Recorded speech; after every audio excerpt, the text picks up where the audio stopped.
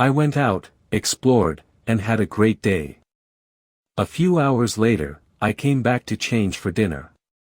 There was a different person at the front desk now. I quickly showered, changed, and lay down for another power nap. That's when I heard a knock at my door, followed by a quiet male voice saying, "Housekeeping." Now, I hadn't ordered housekeeping, and it was my first day there. Maybe they had the wrong room. In 2013, a group of Ohio State University students rented a cheap, old house off campus that 10 of them shared. They initially dismissed its minor flaws, bad wiring, flickering lights, as typical for a college rental. However, one tenant, Brett, began noticing unsettling details: cabinets left open, a constantly emptying fridge, and lights turned on seemingly by themselves. There was also a perpetually locked basement door labeled "utility closet" that the landlord told them to ignore. One night, while resetting a breaker, Brett encountered a barefoot man, Jeremy, calmly emerging from the basement as if he lived there. Startled, Brett confronted him, and Jeremy simply gave his name and walked away. Brett and his roommates broke into the locked closet, discovering a makeshift living space complete with a mattress, personal items, and a guitar. Jeremy had been frogging, secretly living in their basement for weeks, using a spare key from a previous tenant, eating their food, and using their bathroom. Police were called, and Jeremy left without resistance or charges, but the roommates were deeply shaken. Another group of students later moved into the same house, hearing the stories but dismissing them as urban legends. Soon, they experienced similar unsettling events. One roommate investigated the basement and found another man, Jared, an older frogger, who had also used a spare key. Jared apologized and offered to leave, but the realization that someone had been sleeping beneath them, listening and watching, left the new tenants in a state of paranoia. They fortified the house with locks and cameras, forever changed by their experience with frogging. Last winter, Ashley moved into a small, one-bedroom house outside Spokane, Washington. Despite friends' warnings about living alone next to thick woods, she cherished the privacy. Weeks passed uneventfully until mid-February when subtle disturbances began: a spoon out of place, her shampoo bottle moved, flickering lights. She dismissed them as fatigue until soft, rhythmic tapping started in her walls late at night, often after she turned off her TV, as if waiting. Later, she heard a brief scraping sound from an air vent in her bedroom ceiling. Shining her phone light into the vent revealed nothing but darkness. About 3 weeks after the noises began, she woke to find her back door wide open, with no signs of forced entry. Police suggested a lock malfunction, and she replaced all of them. That night, she heard the scraping again, followed by footsteps not in her living space, but in the crawl space above her ceiling. The sound stopped when she grabbed her phone. The next morning, she entered the attic through a hallway panel.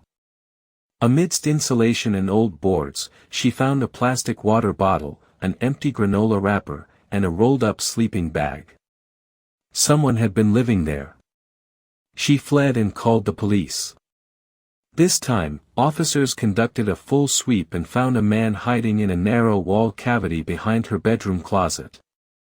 He had constructed a tunnel from behind the furnace in the laundry room, leading to a small campsite with food and clothes. He had also cut a peephole, covered by a vent grate, offering him a direct view of her bed. The man, a likely homeless drifter, was arrested, with no ID or explanation. Investigators believed he had been there for weeks, possibly even before Ashley moved in, evidenced by scuff marks in the crawl space. Ashley moved out that week, and despite the landlord's efforts.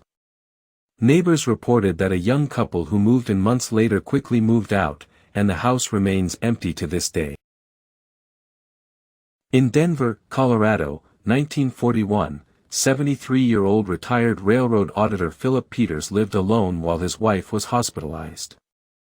Known for his quiet routines, Peters had resided in his small Victorian home for decades, intimately familiar with its every creak and shadow.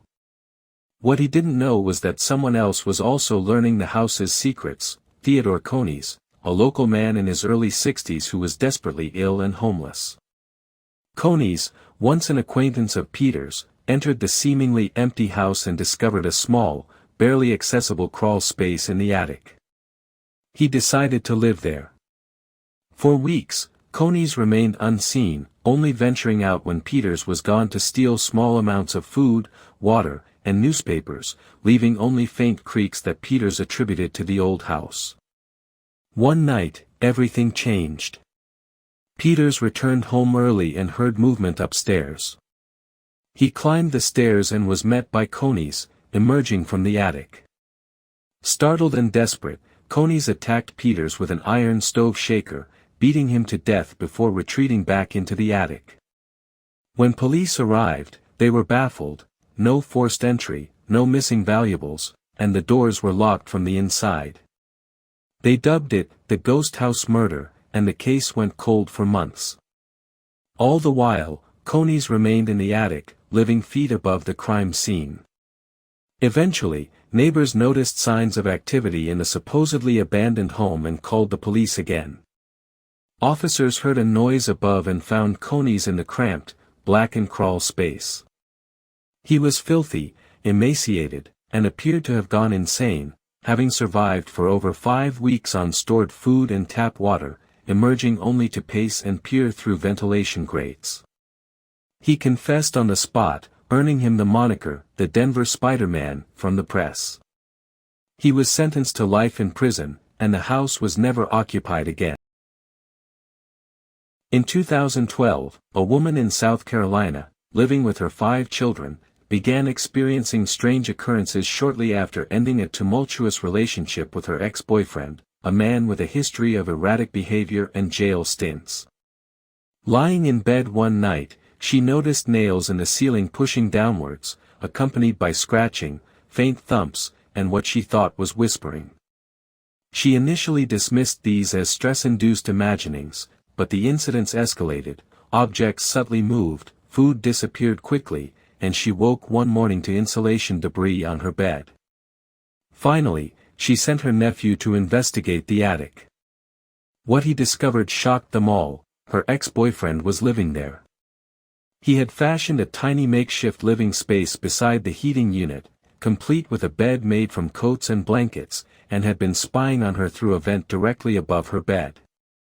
There were plastic cups filled with urine and feces, suggesting he hadn't left the attic for days. He admitted to being there for over 2 weeks, came down, apologized, and calmly left before police could arrive. The woman was traumatized, deeply shaken by the knowledge that someone she once trusted had watched her and her children sleep from mere feet above their heads. In February 2020, an Oklahoma City man started noticing small things out of place in his home: a half-empty cereal box, an unlocked back door, and a changed thermostat setting. Initially, he suspected memory lapses, then an animal, or perhaps a neighbor's prank. However, the subtle but unsettling disturbances persisted. One day, he decided to investigate his attic, expecting to find a dead raccoon or birds.